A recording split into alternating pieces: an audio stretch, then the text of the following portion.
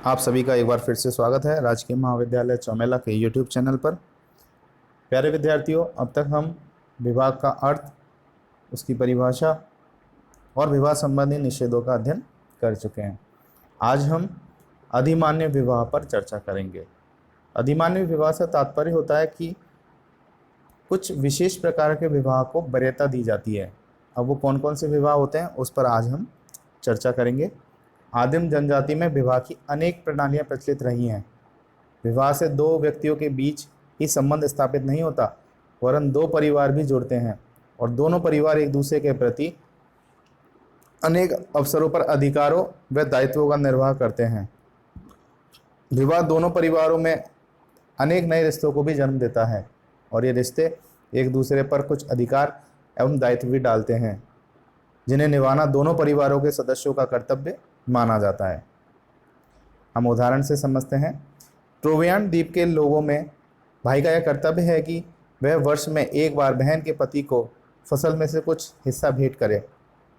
हिंदुओं में बहन के पुत्र या पुत्री के विवाह के अवसर पर भाई उनके व उनके परिवार के लिए वस्त्र, आभूषण एवं नगद पैसे देता है, जिसे हम भात भरना भी कहते हैं।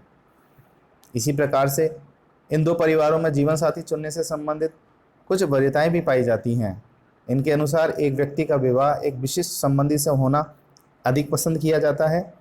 जब विवाह साथी का चुनाव करते समय एक वर्ग विशेष को ही दूसरे की तुलना में वरीयता या प्राथमिकता दी जाती है, तो ऐसे विवाह को हम क्या कहते हैं? अधिमान्य विवाह कहते हैं। लूसी मेयर इसकी परिभाषा देती हैं और कहती हैं कि यदि वांछनीय हो कि कोई व्यक्ति एक विशेष वर्ग के व्यक्ति से विवाह करे तो उसे हम अधिमान्य विवाह कहेंगे। लेवी स्ट्रॉस भी इस बारे में अपने विचार व्यक्त करते हैं। उनके अनुसार अधिमान्य विवाह का मुख्य उद्देश्य जनजाति की आंतरिक एकात्मकता को सुदृढ़ करना है, परंतु होमन्स एवं अन्य लेखकों का मत है कि जनजातीय एकात्मकता जैसी अच्छाई को शायद ही समझ पाती हो, अतः उनमें सामाजिक कारणों से ही अधिमान्य विवाह का जन्म हुआ है। अब यहाँ हम अधिमान्य विवाह के कुछ रूपों की चर्चा करेंगे, जैसे कि सलिंग सहोदरज विवाह, विलिंग सहोदरज विवाह, देवर विवाह, साली विवाह आदि। तो चलिए शुरू करते हैं हम सलिंग सहोदरज विवाह से। इसे चचेरे मौसेरे भाई बहनों का विवाह भी कहते हैं। ऐसे विवाह में एक ही लिंग के सहोदरजों की संतानों में विवाह होता है। जैसे दो बहनों या दो भाइयों के लड़के लड़कियां जब परस्पर विवाह करते हैं तो इसे क्रमशः मौसेरे भाई बहन व चचेरे भाई बहन का विवाह कहते हैं। मुसलमानों में दोनों प्रकार के विवाह प्रचलित होते हैं। अरब की खानाबदोश जनजाति बेडोइन में दो भाइयों के लड़के लड़कियां परस्पर विवाह करते हैं, क्योंकि यह जनजाति ऊंट पालन का कार्य करती है। अतः इस कार्य के लिए तथा शत्रुओं से रक्षा के लिए समूह में एकता होनी जरूरी है। अतः परिवार या समूह के सभी सदस्य संगठन एवं एकता को बनाए रखने के लिए इसी प्रकार का विवाह करते हैं। ऐसे विवाह में स्त्री ही दो परिवारों को घनिष्ठ संबंधों में बांधती है। भारतीय जनजाति में इस प्रकार के विवाह नहीं होते, क्योंकि दोनों ही भाई या बहन एक ही गोत्र या टोटम समूह आदि के सदस्य होते हैं और भारतीय जनजाति में ऐसे विवाह साधारणतः निषिद्ध होते हैं। बिलिंग सहोदरज विवाह, इसे हम ममेरे फुफेरे भाई बहन का विवाह भी कहते हैं। ऐसे विवाह विलिंग सहोदरजों की संतानों में होते हैं। यदि पुरुष अपने मामा की लड़की से विवाह करता है तो इसे मातृपक्षीय विलिंग सहोदरज विवाह कहेंगे। यदि वह अपनी बुआ की लड़की से विवाह करता है तो इसे पितृपक्षीय सहोदरज विवाह कहेंगे। पश्चिमी ऑस्ट्रेलिया तथा लेकायत में प्रत्येक व्यक्ति को अपनी माता की लड़की से विवाह करने का पूरा अधिकार था। पश्चिमी ऑस्ट्रेलिया की करिएरा जनजाति में तथा फिजी द्वीप में भी इस प्रकार के विवाह प्रचलित थे। ऐसे विवाह में आयु संबंधी कोई महत्वपूर्ण प्रतिबंध नहीं होता है, अतः कभी कभी वर व वधू में विवाह में आयु संबंधी 20 वर्ष का अंतर भी हमें देखने को मिलता है। गिलियाक, कामचड़ल तथा टुंगस आदि दक्षिणी एशियाई जनजातियों में ममेरी बहनों से विवाह की प्रथा है। उत्तरी बर्मा की पहाड़ियों में रहने वाली कचिन और पुरुम जनजाति में पत्नी माँ के कुल से ही प्राप्त की जाती है। भारत में मणिपुर के पुरुम कुकुड़ियों, गोंड जनजाति तथा खरिया, ओराव, कदार और असम की मीकीर तथा भीलों में भी इस प्रकार के विवाह के लिए तैयार न हो तो उसे दूसरे पक्ष को हर्जाना भी देना पड़ता है। गौंड लोग ऐसे विवाह को दूध लौटावा कहते हैं, क्योंकि जिस परिवार से पत्नी के रूप में लड़की ली जाती है उस परिवार को पुनः पत्नी के भाई के पुत्र को पत्नी देकर, अर्थात माता के लड़के को फूफा की लड़की देकर पुनः दूध लौटाया जाता है। इस प्रकार के विवाह मैत्री संबंधों के घोतक हैं। श्रीमती कर्बे ने दक्षिणी भारत में कुछ ब्राह्मणों एवं जनजातियों में मामा भांजी विवाह की प्रथा का भी उल्लेख किया है। एक पुरुष वहाँ विवाह में अपनी बड़ी बहन की लड़की को प्राथमिकता देता है, परंतु अपनी छोटी बहन की लड़की से विवाह नहीं करता। कर्नाटक के हविंग ब्राह्मण, तमिल के कल्लर तथा तेलंगाना के रेड्डियों में एक पुरुष अपने मामा की लड़की को विवाह में अधिमान्यता देता है। अब हम बात करेंगे देवर विवाह की। कुछ जनजातियों में यह प्रथा है कि एक स्त्री विधवा होने पर अपने पति के भाई से विवाह करती है। इसे हम देवर विवाह कहते हैं। प्राचीन भारत में ऐसे कई उदाहरण मिलते हैं जो इस बात की पुष्टि करते हैं कि मृत बड़े भाई की पत्नी अपने पति के छोटे भाई से विवाह कर लेती है। देवर विवाह को दो भागों में बांटा जा सकता है। प्रथम, पति के बड़े भाई अर्थात ज्येष्ठ से विवाह, जिसमें छोटे भाई की मृत्यु होने पर उसकी पत्नी से बड़ा भाई विवाह कर लेता है। द्वितीय, कि छोटे भाई में से विवाह, जिसमें छोटा भाई अपने बड़े भाई की मृत्यु पर उसकी पत्नी अर्थात अपनी भाभी से विवाह करता है। रामायण काल में रावण की मृत्यु होने पर उसके छोटे भाई विभीषण ने उसकी पत्नी से विवाह किया था। इसी तरह से बाली की मृत्यु पर उसकी विधवा पत्नी तारा से बाली के छोटे भाई सुग्रीव ने विवाह किया था।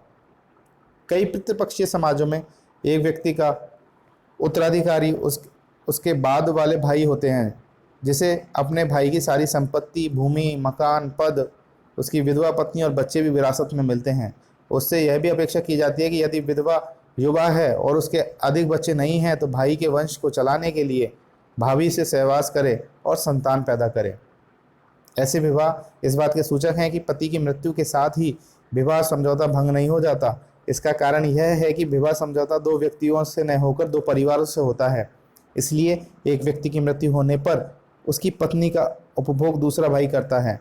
कई बार कोई स्त्री अपने मृत पति के भाई के साथ सहवास नहीं करना चाहती तो उसे मजबूर नहीं किया जाता। वह किसी अन्य पुरुष के साथ भी यह कर सकती है, परंतु उसे उत्पन्न संतानें मृत पति के नाम से ही जानी जाती हैं। इवांस प्रिचार्ड ने अफ्रीका की न्यूर जनजाति में प्रेत विवाह का भी उल्लेख किया है। यदि किसी युवक की विवाह से पूर्व या निसंतान मृत्यु हो जाए तो उसके दूसरे भाई उसके नाम पर विवाह करते हैं। ऐसे विवाह से उत्पन्न संतान मृत भाई के नाम से ही जानी जाती हैं और बच्चों के प्राणिशास्त्रीय पिता को प्रतिपुरुष पिता कहते हैं। थारू तथा भील जनजाति में देवर विवाह का प्रचलन है। खस तथा टोडा लोगों में बहुपति प्रथा का प्रचलन होने के कारण बड़े भाई द्वारा विवाह करके लाई हुई पत्नी पर सभी छोटे भाइयों का अधिकार होता है। इस प्रकार के विवाह के कई कारण रहे हैं, जैसे स्त्री का पराश्रित होना, संतानहीन पति की मृत्यु पर वंश चलाने के लिए उसके भाई से विवाह करना, पति के भाई का रंग रूप पति से मिलता जुलता होना, अधिक समय तक साथ रहने से स्वाभाविक रूप से प्रेम पैदा होना, परिवार विभाजन और तनाव की स्थिति को रोकना। लोभी का मत है कि अत्यधिक वधु मूल्य एवं स्त्रियों की कमी ऐसे विवाह के लिए उत्तरदायी हो सकती है। टायलर का मत है कि ऐसे विवाह दो परिवारों के कर्तव्य बोध को प्रकट करते हैं। पति की मृत्यु पर उस परिवार का कर्तव्य होता है कि रिक्त स्थान दूसरे भाई द्वारा भर दिया जाए। अब हम बात करेंगे साली विवाह की। ऐसे विवाह में एक पुरुष अपनी पत्नी की बहन या बहनों से विवाह करता है। यह भी दो प्रकार का होता है। प्रथम, सीमित साली विवाह, जिसके अंतर्गत एक व्यक्ति प्रथम पत्नी की मृत्यु के पश्चात ही या कभी कभी उसके संतान न होने पर उसकी मौजूदगी में भी उसकी दूसरी बहन से विवाह करता है। समकालीन साली विवाह, जिसमें एक पुरुष एक परिवार की सबसे बड़ी लड़की से विवाह करता है और उसकी सभी छोटी बहनें स्वतः ही उसकी पत्नियां बन जाती हैं। डॉक्टर दुबे साली विवाह के 3 अर्थ बताते हैं। पहला, एक व्यक्ति का अपनी युवा होने वाली सालियों से विवाह करने का प्राथमिक अधिकार। दूसरा, व्यक्ति का अपनी पत्नी से संतुष्ट न होने पर पत्नी की बहन से विवाह करने का अधिकार। और तीसरा, प्रथम पत्नी की मृत्यु पर उसकी बहन से विवाह करने का अधिकार। पहले दो रूप बहुपत्नी प्रथा के ही उदाहरण हैं। यह प्रथा उन जनजातियों में प्रचलित होती है जिनमें वधु मूल्य की मात्रा अधिक है। एक स्त्री की मृत्यु होने पर उसके पिता का यह कर्तव्य हो जाता है कि या तो वह उस व्यक्ति को दूसरी पत्नी देने का प्रबंध करे या वधु मूल्य लौटा दे। कभी कभी पहली पत्नी के जीवित रहते हुए भी यदि उससे कोई संतान नहीं होती है तो एक निश्चित समय के बाद पत्नी के पिता का यह कर्तव्य होता है कि वह अपनी किसी पुत्री से उसका विवाह कर दे, क्योंकि इसके अभाव में दामाद का वंश नहीं चल पाएगा। टाइलर इस प्रकार के विवाह में दो परिवारों का कर्तव्य बोध देखते हैं। ऐसे विवाहों में पत्नी के एक दूसरे की बहन होने के कारण परिवार में साधारणतः तनाव और संघर्ष की स्थिति नहीं पनप पाती, जबकि दूसरे परिवार में स्त्री लाने पर इस प्रकार के संघर्ष की अधिक संभावना होती है। टाइलर एवं फ्रेजर ने कई समाजों का अध्ययन करके बताया है कि देवर व साली विवाह दुनिया के कई भागों में साथ साथ प्रचलित हैं, तो कहीं कहीं पृथक पृथक रूप से भी प्रचलित हैं। अब हम कुछ अन्य प्रकार के अधिमान्य विवाहों की चर्चा कर लेते हैं। अब तक हमने जो विवाहों की चर्चा की उसके अतिरिक्त भी जनजातियों में कई प्रकार के विवाह देखने को मिलते हैं। संथाल जनजाति में विदुर व विधवा परस्पर विवाह कर लेते हैं। मातृसत्तात्मक गारो जनजाति में एक दामाद अपनी विधवा सास से विवाह कर लेता है, जिससे कि दामाद का सास की संपत्ति पर अधिकार हो जाए। गोंड लोगों में दादा व पोती का विवाह हो जाता है। लुशाई पर्वत पर पाई जाने वाली लाखेर जनजाति एवं सेमा नागाओं में एक पुत्र अपनी सगी माँ को छोड़कर पिता की अन्य विधवा स्त्रियों से अर्थात सौतेली माताओं से विवाह करता है, क्योंकि इन जनजातियों में स्त्री का संपत्ति पर अधिकार होता है। अतः उनकी संपत्ति पर अधिकार प्राप्त करने के लिए ऐसा विवाह किया जाता है।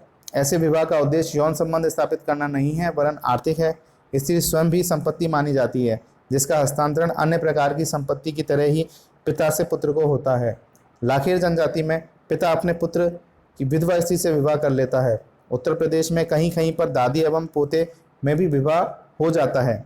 ऐसे विवाहों का उद्देश्य भी संपत्ति प्राप्त करना ही है। उत्तरी नाइजीरिया की पैल्विक व बूरा जनजाति में पौत्र को दादा की पत्नियां उत्तराधिकार में मिलती हैं। तो आज हमने अधिमान्य विवाहों पर चर्चा की। मैं उम्मीद करता हूं कि आपको अधिमान्य विवाह का अर्थ और इसके प्रकार समझ में आए होंगे और आपको काफ़ी रोचक जानकारियां मिली होंगी विवाह के बारे में। धन्यवाद।